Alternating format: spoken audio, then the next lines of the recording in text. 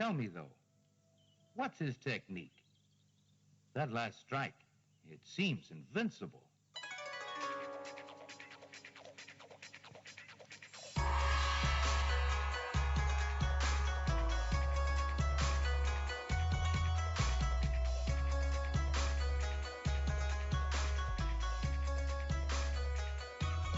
Hello, and welcome to Sons of the Dragon, the Immortal Iron Fist podcast. My name is Connor and Karl. And I'm Karl Stout. And today is a special day, where we're taking a very brief break from our normal run, and we are covering the new Power Man and Iron Fist that just came out a couple of days ago. The boys are back. Issue number 1. Mm-hmm. So, yeah, well, let's just talk about the... Alright, so we won't cover the variant covers right now, but we will cover the normal cover. So, which one is the normal cover? Is it the one we have here in front of us? yes, Is this classified as the normal cover? where Iron Fist is leaning forward with his fist, all iron and ablaze, and Luke Cage has his arms crossed in the background. That's the normal cover. With the I just smell the fart look. Yeah. And Danny with a I just farted look. Yes, with no black around the eyes of the mask, which I don't like. There's a bit of black. Yeah. I mean, I sort of like the cover. I don't have a problem with the composition. Just the lack of the eye shapes kind of irks me. Yeah. I just think it's sort of stylized, and as we'll go into during the issue, does this style pay off or does it fall flat? So, but there are 10 covers total, and I'm working on getting them all for myself because I have a problem. Yeah. So I own the hip hop variant, Mm-hmm. which is Danny and Luke just sort of standing there looking snooty. And I also have the classic variant, which is pretty self-explanatory. I'll just get the classic variant up now. Yeah, we won't cover all the variants because, well, they're variants. It's like a new marketing gimmick that they're doing, and I think it's working because they keep doing it. It must. We have a Black Panther variant, which he makes no appearance in the book. But Luke, I'm pretty sure Luke Cage appeared in a couple Black Panther issues, especially when Panther was in New York. And Iron Fist definitely has done crossovers with Black Panther on several different occasions on several different books. We have the classic variant. I think is great. I think it's done by. And in the future, what happens? Huh? In the supposed future, what happens? Of course, your favorite writer crapped all over that future, so. Oh, Bendis? Yep. What did he do now? Shortly after the whole Misty Knight was pregnant with Danny's kid, before Bendis decided he didn't like that, right. Killed it, there was a future issue, and in that future issue, that's right. Yeah. Black Panther and Storm's, was it their daughter? I can't remember who had the kid and who had the girl and who had the boy. I can't remember, but yeah, that got scrapped. I mean, I know a lot of people got mad about that, but I didn't really care. I thought it was a cop out. Oh, it was definitely a cop out.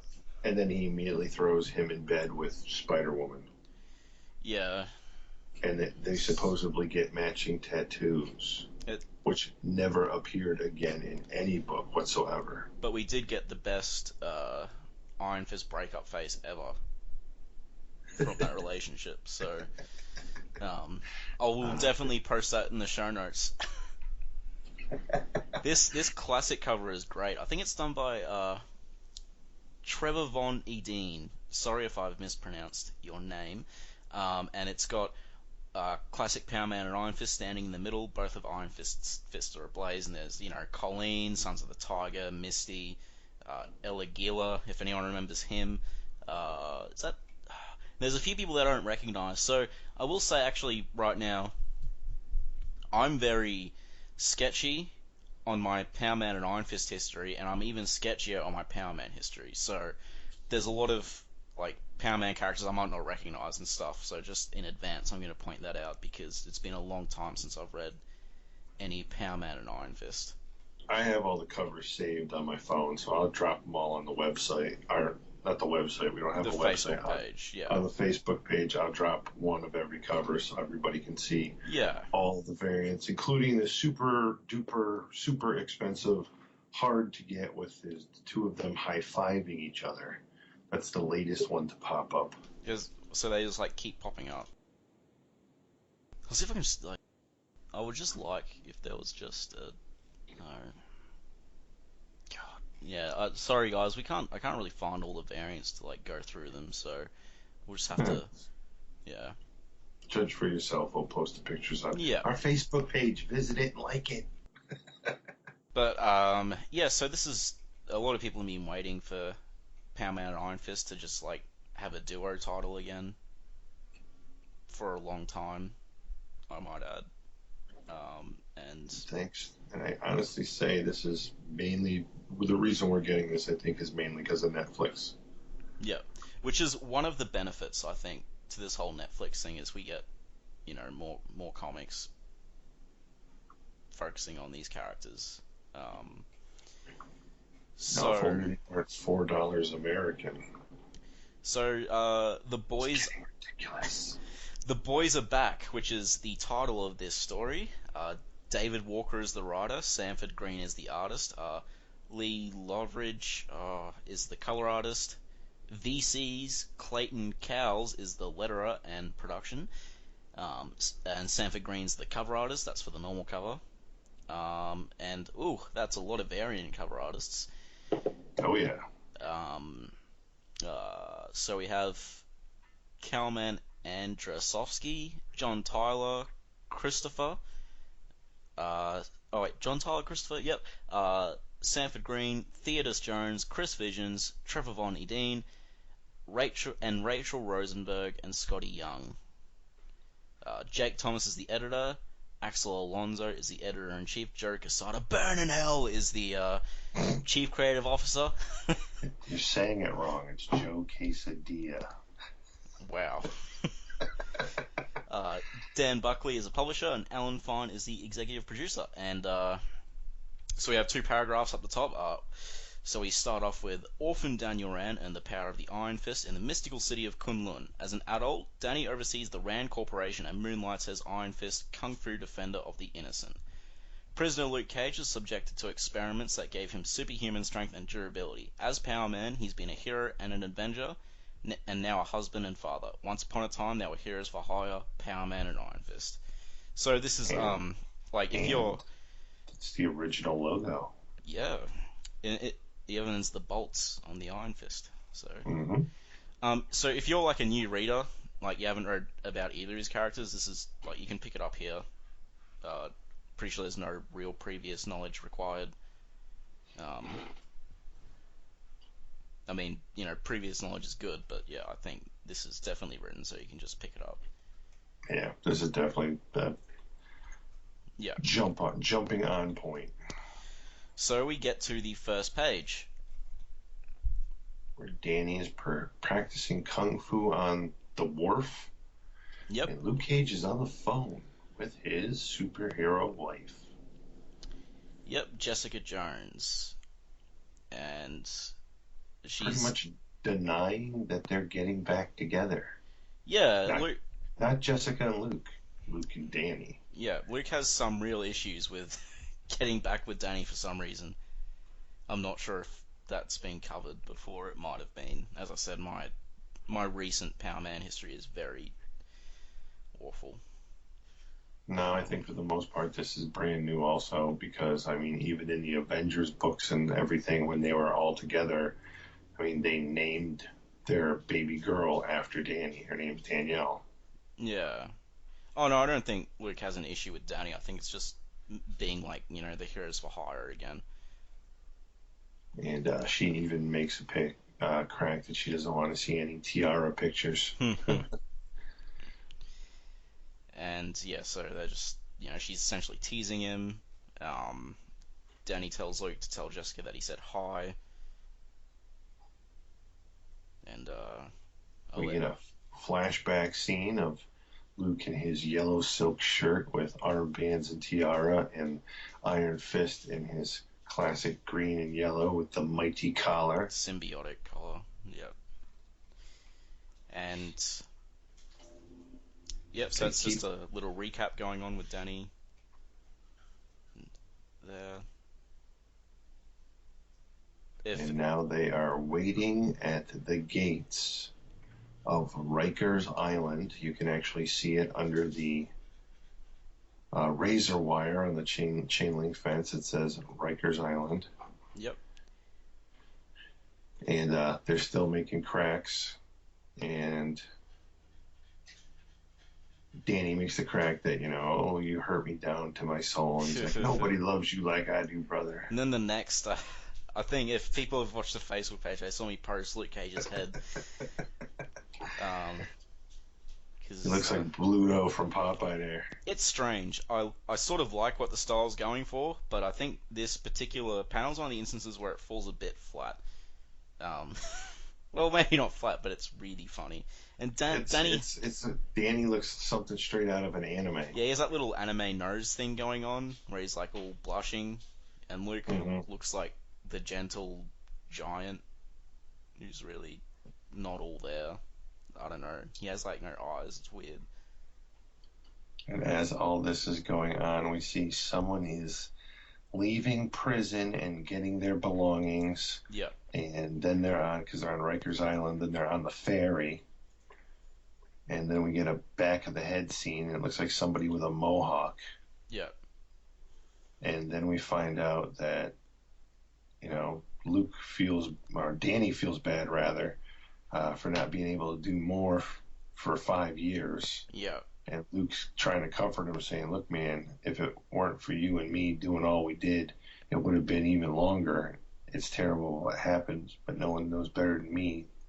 But it's over because obviously Luke has experience in prison. Yeah.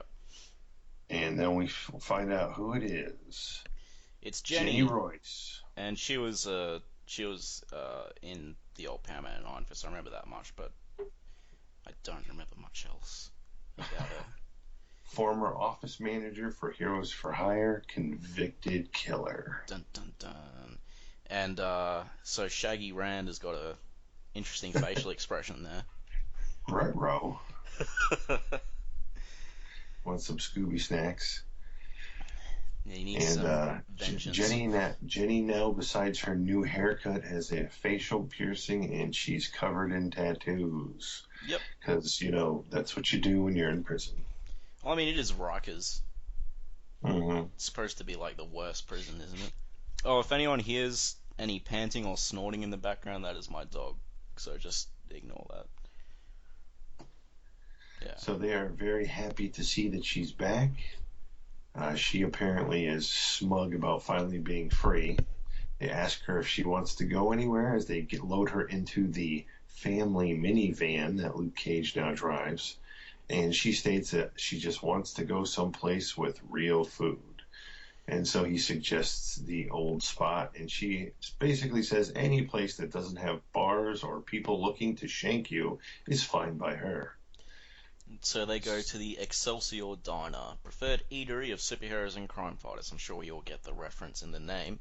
Stanley's catchphrase. Stanley, Devourer of Souls. Which he did not invent. For some people, some reason, some people think that he invented the word Excelsior. It's been around forever. Well, it's just his catchphrase. Even named after it. Long before he started using it. It's his catchphrase, I think. So Luke apologizes for not visiting more often, but as you know, I kind of have a thing for prisons. And she's like, you don't have to explain to me.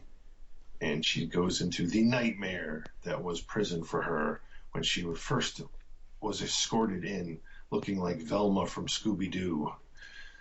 I sense a crossover coming. Or unless it's already a crossover. I'm not sure.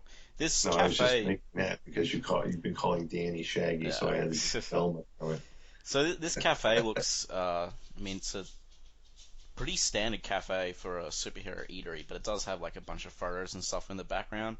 And one of them, and that's either Spider-Man or Deadpool. I don't know which one. There's like a picture. I'm going to say that Deadpool. I mean, I would like to think it's a pun on how they both have a similar mask, but I'm not sure. I definitely think that's Deadpool. Everyone hates Deadpool too much in Marvel Universe. Why would he be up on a wall? Oh, just because his movie came out this month? That's true. And it's still killing it, and it's scaring people. Wow. How much money it's making? Yeah, it is making a lot of money. So, yes, we get the flashback into prison. And she basically says things were not good for her because people quickly found out that she had worked for Power Man and Iron Fist. And that was almost as bad as being the ex-girlfriend of Crime Buster, which apparently she was in the older issues. Yeah. Turns out he owed a lot of people money. Yeah, I can't remember Crime Buster personally, but might come across him when we're going through the old issues, so... And she also says it's bad enough when you have an ex-boyfriend that beats the bleep out of you, but to have his enemies beat you for dating him, that's something else. So she did not have a fun 5 years. Yeah. So the artwork for Danny and Luke isn't too bad in these cafe sequences, I guess. It's not like super detailed, but I think that's what the, style's going for, I think, in some of these panels. I don't have an issue with this artwork in these scenes. Yeah. Later on, it gets a little too loose for my likings, but this stuff, I mean, especially the next panel where it's the wide shot of them at the booth, I think that one's probably one of the better panels, actually. Although I hate the background pictures. But then you can make everybody out. You got Spider-Man, you've got Spider-Gwen. I don't know who that is. I think that's supposed to be like the owner of the diner, who kind of a little bit looks like Stanley. And you've got female Thor. I don't know, Mario Duffy or something there signed in the picture. Is that... You've got what looks like a Captain America shield. It's the U.S. Agent shield is what it looks like. Yeah. Is that his name, U.S. Agent? Yeah. Yeah, when he quit and became U.S. Agent. Yeah. And the new guy became Captain America and sucked at it, and then they decided just to switch costumes. And then everyone became Captain America at one point, and yeah. So, yeah, basically, Jenny's telling them that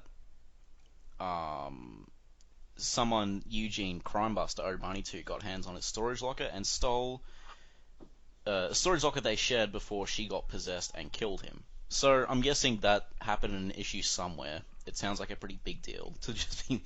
So, I think it's odd, though, that it's not referenced. Like, there's no, Marv Wolfman comment in the corner, issue... Well, they never do that anymore. 156. Like, they never do that. That's a crying shame. They should always do that. Yeah, they don't. Like, I mean, when I read the new Deadpool run by Jerry Duggan and Person, which is amazing, fantastic, by the way, and you should definitely read it.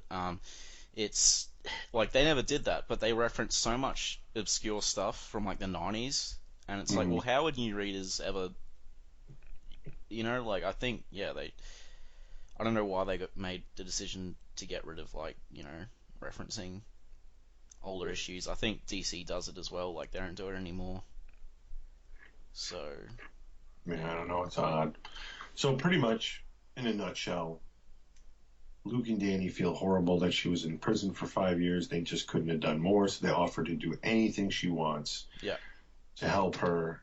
And Danny, who, remember, is still a billionaire. Yeah. I think somebody just recently posted a thing that said that technically he even has more money than Iron Man. Wow. That nothing's out of the question, and all she wants is this necklace that was her grandmother's, that was in her storage locker, that she owned, storage locker she rented with Eugene, that got confiscated when people who Eugene owed money for, basically took all the stuff. Yeah. And she's even like, you don't want to do this because I know who has it and it's bad. And Danny's like adamant, we're going to get you this necklace. Don't worry about it. We'll get you the necklace back. And Luke's like, seriously, you want to do this for a necklace? And then later they're back in the minivan. I can't believe you said we'd do this.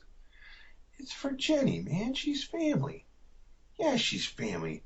But this is a bunch of fiddle-faddle. What the hell is fiddle-faddle? Before we go to the next thing, I just got to point out in this big, a little snuff big flaw here. Iron Fist doesn't have his dragon tattoo. So, yeah. He did have it in the flashback scene on the first or second page, but he is clearly tattooless on his chest right here. Yeah. Which is a huge error. I'm sorry, but did you ever read the book? I mean, this has happened before. Oh, I know it's happened before, but come on. It's the first issue and you're already dropping these mistakes? Yeah. I mean, who was the proofreader? Because they should be fired. Yeah, it is something that probably shouldn't have happened, but as long as it doesn't keep happening. Axel, your days are numbered.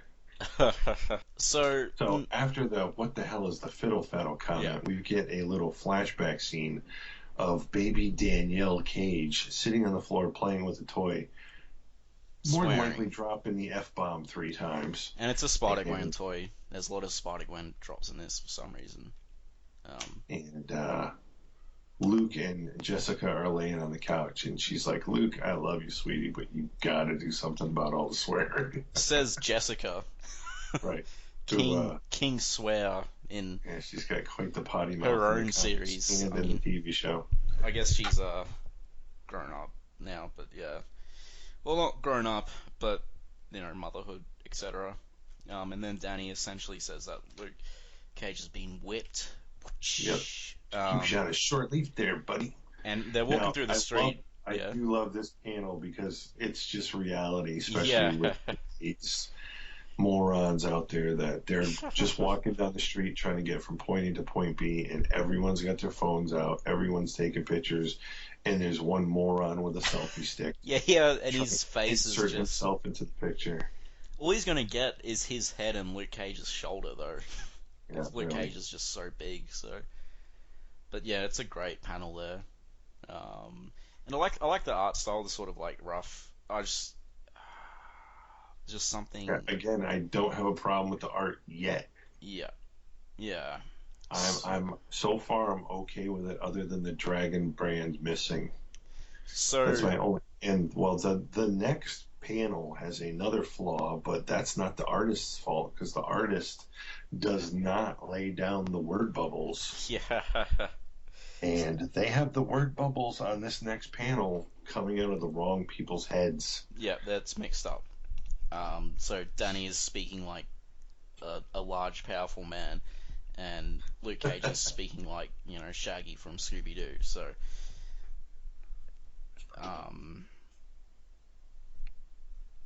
yeah. So they arrive at the location, and Luke says... Yeah, Luke's pretty much he's still griping that Danny agreed to do this, for both of them, on Luke's behalf as well. And Danny's like, come on, dude. She's family, It's not that bad. And they knock on the door. Oh, come on. You gotta drop that word bubble. You gotta say that word bubble. What word bubble is this?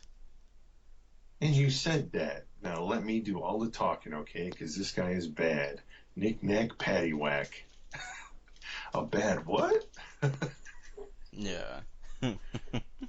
So apparently now, not only does he say Sweet Christmas, but he's replaced all swears with odd phrases, either having to do with junk food or nursery rhymes. Yeah. So, as they buzz on the door, this ominous figure is watching them through a monitor. And he's like, yeah, what you want? And Luke's like, want to have a word with the man. And he says, come on up, elevator's busted. So they walk up. Luke Cage is saying that him and this guy have a history. Danny just has to keep his mouth shut. And then Danny says, "This Of course, place is cool." What I say, not a word. And they walk in the door here, and there's that poster. There's, I don't know, it looks pretty groovy. I'm not sure who that poster's supposed to be. I'm sure it's supposed to be someone. I don't know. Maybe a spin on Marilyn Manson. I don't know. Who knows? Maybe But our listeners know. They are greeted with Lonnie Lincoln, a.k.a. Tombstone. He runs organized crime north of 110th Street. Probably because south of 110th Street is Kingpin. Yeah, so like all the other crime lords essentially just get like a street. And Kingpin's probably running them without even... Actually, I don't even know what Kingpin's doing right now. I'm not up to date with Daredevil, so I have not heard good things about the new series. So Lonnie greets them with, "Sup, Luke, been a minute. Didn't know you were back together with Iron Man." Yeah, it's Fist. Iron Fist. And we ain't back together per se. We're just two friends kicking it. Good to see you, Lonnie. I like that suit. Kicking it, huh? You and Iron Man just decided to pay a visit to your old boy, Lonnie? Let's skip the beep and tell me what you want. So... Then he goes to tell him about the necklace. Yeah, why is Luke being so polite? I think it's just respect for each other, and he knows this guy has numbers under his control. So if Pooh does go down, 40, 50 people could flood the room, and he just doesn't want that because he's trying to get away from that life. He's a family man father now. Then why do you bring the living weapon? The guy who inadvertently set loose 33 Shurloos on New York City. Well, I think that's addressed in the next page. Oh, yeah. That is true. And after Luke lays out the story, Lonnie's just sitting there going, "Sounds like someone's calling me a thief." And Luke is like, basically saying, no one's calling you a thief, Lonnie. And as this is going on, we see masked men start entering the room from behind. Just that there's a necklace with a red stone and design carved in it, belongs to a good friend that got mixed up with some other things that belonged to Eugene Manson, which was you acquired due to the debt he had left unpaid. Oh, I know Eugene Mason. Fool never owed me any money, which means someone's been calling me a thief and telling lies on me. As for this necklace, and he takes it off its stand, which was literally right behind his head. And he says that he won it in a game against the Hood, which Luke sort of starts to look panicky in that panel. His face is, he's like, "Oh, let's not get upset. Seems to be a misunderstanding." And then Tombstone's like, "No, it seems to be pretty clear what's happening." And he says he comes in here, calls him a thief, and then he sits here in his home and tells lies on him. And in the meantime, this room is getting filled up with more and more people. Yeah. Some with masks, some without. And I don't know why they're all wearing gloves with what look like has large screw heads in them. Yeah. Well, I mean... But Tombstone is getting more and more pissed as he's talking. It's probably so they can, hurt more when they punch them. And, Tombstone says the worst part, the bleep he can't let slide, is that he brought a living weapon into his home. I don't know what that means. And Danny just goes, "Oh man, I didn't even say anything." And then two goons go up on Danny, and he's like, "Don't do this, it won't end well." And one of the goons is like, "Oh, it's getting done. Now hold still." Like anybody with half a brain would even go up against the guy who, just recently turned an entire skyscraper into Voltron. Yeah, and killed a god as well by punching it.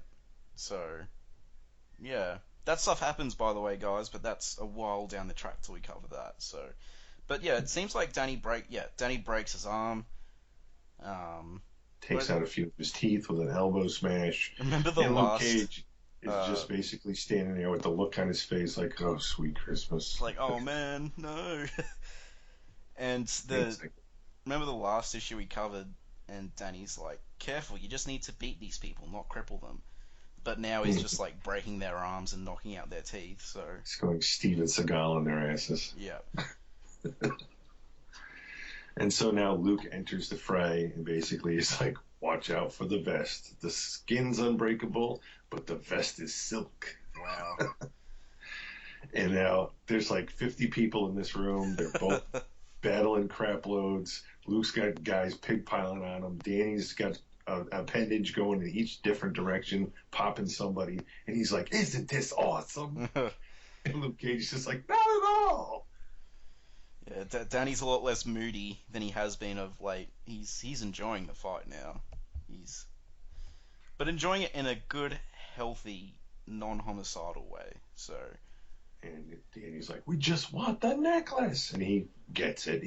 Danny snags it. And then the fight's over. Everybody's knocked out except Luke, Danny, and, of course, Tombstone. Yeah. Well, Tombstone didn't seem to do any fighting. No, he stayed back. He didn't, which doesn't make really any sense to me because he, as far as I remember, he did have super strength. And he also has a high invulnerability, just like Luke Cage. And didn't he originally have spikes for teeth? I think so, yeah. Or was that phased in and then phased right back out? I don't think it lasted I'm not sure. I know they were there at some point, I think. Tombstone tells Luke Cage that he's being set up. And it's like, well, if that's the case, why did you attack him? Just get annoyed that Danny was there, I guess. And then Luke makes the comment like, I can't hear you with that weird ass whisper yell, right? He's like, you don't want to mess with me, Cage. and then we see Tombstone leaving the building on the third floor by an exit that wasn't originally there. Yes, he goes punched out of the building. And then they seem to be walking away from him. So while he's like in a pile of garbage on the side of the street. Did they walk down? Or jump out the hole, who knows? Yeah. But he's like, listen to me, the necklace has magical powers. Yeah. And Danny's like, is he saying something? So they get in the van and Luke's like, that didn't go well. Danny's like, well, look, we got the necklace back. So, although Luke Cage is questioning this whole necklace deal. The stories are not lining up. Why would Tombstone lie? And then Danny's like, well, why wouldn't he? He's a bad guy. That's what they do. He sort of has a point, but yeah. So they're back at Jenny's house now. Well, Sister of Mercy's house, South Bronx. Sorry. A home for female parolees. So it's a halfway house for Yeah. people who are getting out of jail and don't have anywhere to go yet. And she's ecstatic. You did it. You got my grandmother's necklace back. We said we'd do it, and we did. And it wasn't easy. Tombstone said the necklace was his. Said he won it in a card game. And Jenny's all bawling her eyes out, holding the necklace up. You don't think I just wanted my grandmother's necklace? So she's basically saying, And she's saying, we're family. Why would I lie to you? And Danny's like, yeah, man, you big, powerful jerk. Who are we going to believe? Okay, he doesn't actually say that. Who are we going to believe, family or an ex-con like Tombstone? And Luke's like, I'm an ex-con, and so is Jenny. And Jenny's all like, oh, I shouldn't have asked for your help. I just want a part of my old life back. Then Danny's like, come on, guys, group hug. He doesn't say that, but he does have an anime face, and he's sort of saying it like that. Yes. And Danny's teeth are weird. It's like he's doing crack. I mean... Not that that's bad for your teeth or anything. So they wind up hugging. He's like, doesn't this feel much better than fighting? And Luke is sort of, I don't know what that expression is. It's something. I don't even want to comment on it. Oh. And then we go to later, where apparently Tombstone is bitching to the Men in Black That Iron Fist and Power Man stole the Super Soul Stone. Yes, that Super Soul Stone. So it's the like, Super Soul Stone. and then it goes to Luke and Jessica Jones. I mean, so the purpose of this panel, I guess, is to show that Tombstone wasn't lying. Well, Right. not And he not is saying yeah. that someone's going to pay for He's this. saying that they stole it. So I mean, I don't know what I think it could have done without that panel, but yeah. Um, and it goes to Luke and Jessica, and Luke's lying on the floor and holding up Danielle Cage. It's a nice panel, I think. I like Yep. And she's like, so sorry to hear you had such a rough day, but just to be clear, you and Danny are not getting back together, right? She's like, no, baby, I love Danny like a brother, but today was a one-time thing. Doing a favor for a friend, I guarantee. it. And then we have poor Danny reminiscing in his closet Yeah, next to his jelly beans and skateboard, yeah. looking through old newspaper files. What the hell does it say? Army of Frogs? I know. I was hoping we get a Meacham head in the background though, but Villain swag, something hip hop, Shaw Brothers movies, can't go wrong there. A box of Master of Kung Fu movies, huh. something that says #1, a jar of jelly beans. And anyways, Luke still talking says, no more Power Man and Iron Fist, no more heroes for hire, ain't got time for that fiddle faddle. And Luke and Danny's looking at one of the newspaper clippings going, man, today was so awesome. There's no way he cannot do this. Yeah. And then we go back to Jenny holding a necklace. And, well, it seems like she's double crossing them, Yep. which isn't a huge surprise. And she says, Talking to someone off panel. She calls Danny an idiot. Yep. Like, she really strung him along. And then she says, like family would leave me to rot in prison for all those years. So, The person off camera asks if they can hold the necklace. yeah. And she says, what's mine is yours. We're in this together, sister. Isn't it beautiful, girl? It's more than beautiful. It's power. And once word gets out that Lonnie Lincoln let this kind of power slip through his fingers, he's going to find his empire crumbling. It's over for Tombstone. Black Mariah is about to take over. And we are seen with the very large and voluptuous, if we can use those words, Yep. Mariah Dillard, a.k.a. Black Mariah. Black Mariah and White Jenny are about to take over. And Sure, sisters gonna stick together. Next issue. Oops, maybe Jenny was lying. And let's see if that title stays the same. Dun dun. Yep. And Black Mariah, I'm almost positive, popped up in several early issues of Heroes for Hire, or Hero for Hire, Luke Cage Hero for Hire. The original issues way back in the 70s with Luke Cage. Yeah, I have no knowledge of it, but that sounds about right. Because I don't think I've read any solo Luke Cage really. So Well, you should. So it's pretty good. Very, what's the proper word to use here? blaxploitation. Blaxploitation. Yeah. Lots of almost everybody he fought was from the ghetto and black and stereotypes of one type or another for quite some time. Huge thing back then. Hey, he'd even got James Bond, Live and Let Die. Mm-hmm. I mean, yeah. So anyway, that was the issue. Yeah, I thought it was okay. Yeah, it gets an okay from me too. It's didn't. There was a few things I liked. Like I really liked how Tombstone pointed out that Luke Cage literally brought a living weapon into his home and expected that not to start a fight. I liked some of the art, plot and stuff. I mean, maybe I would like the plot more if I was more of a Luke Cage, more knowledgeable about Luke Cage and stuff, and I was more into him. But I mean, it was okay. It was pretty.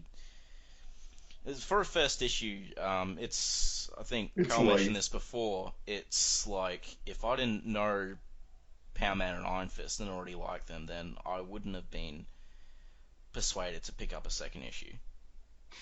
Yeah, Like it wouldn't have unfortunately, sold me. I'm still standing by that. I don't see.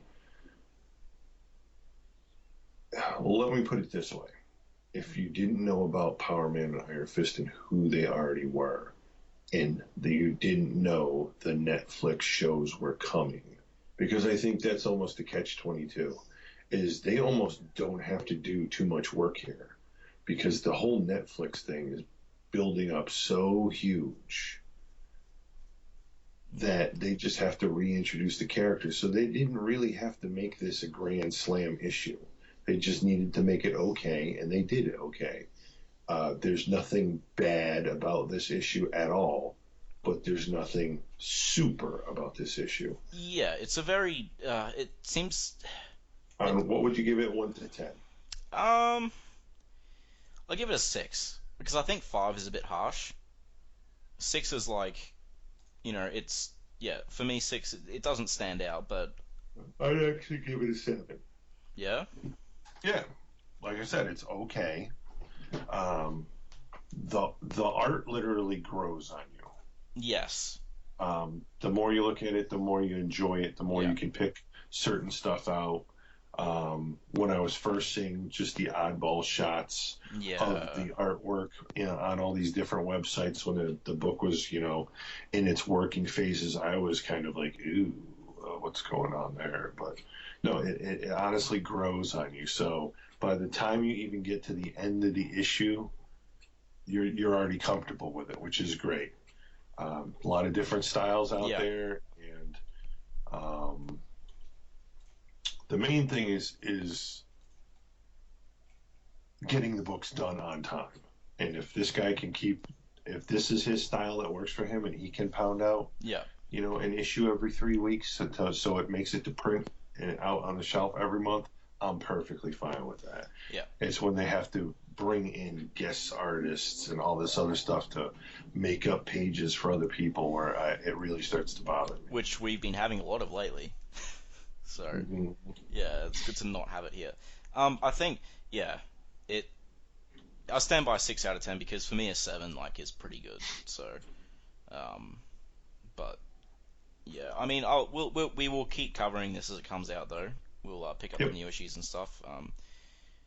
Have it on our pull list. Yeah. So, do you have anything else to add? No, that's about it for now. So next week we'll be back to our normal schedule. So we'll be covering Iron Fist 9. Yes. And John Byrne. we'll also be reading out some mail we got next week and addressing a couple of questions. We got mail. Yeah, and there's a hefty question in there that will. It only took 5 months. Well, yeah. I mean, hey, we got mail. It's good. So, and we actually just found that out just after we recorded that, where we constantly mentioned how we get no mail. Then I checked the email at the end, and I'm like, oh, we got mail. So, yeah. It's all good. All good. All right. It'll get handled. Until next week. Yes. Peace. Namaste. Iron Fist and all other characters in these comics are properties of Marvel and Disney, and any music or images we use belong to their respective copyright holders, and we do this for fun, so please don't sue us. You can contact us at sonsofthedragonpodcast@gmail.com. Just send us mail, comments, thoughts, send us anything you want really, even if it's not about Iron Fist. And if you don't want it read on the air, just mention that. You can also reach us at Facebook, the Immortal Iron Fist Podcast, Sons of the Dragon, our Twitter, at Iron Fist Podcast, our SoundCloud, soundcloud.com/Sons of the Dragon with hyphens where the spaces are, our YouTube, Connor and Karl, just search Iron Fist Podcast on YouTube and you'll find us real quick. And then there's our WordPress, Sons of the Dragon, the Immortal Iron Fist Podcast.wordpress.com. We are also on iTunes, feel free to rate us there. If you rate us less than 5 stars, well, just tell us what we're doing wrong and we'll try and improve that. And last but not least, we are on Podcast Garden in the literature section. And thanks to Thomas Tissoff for the theme song at the start. And thanks.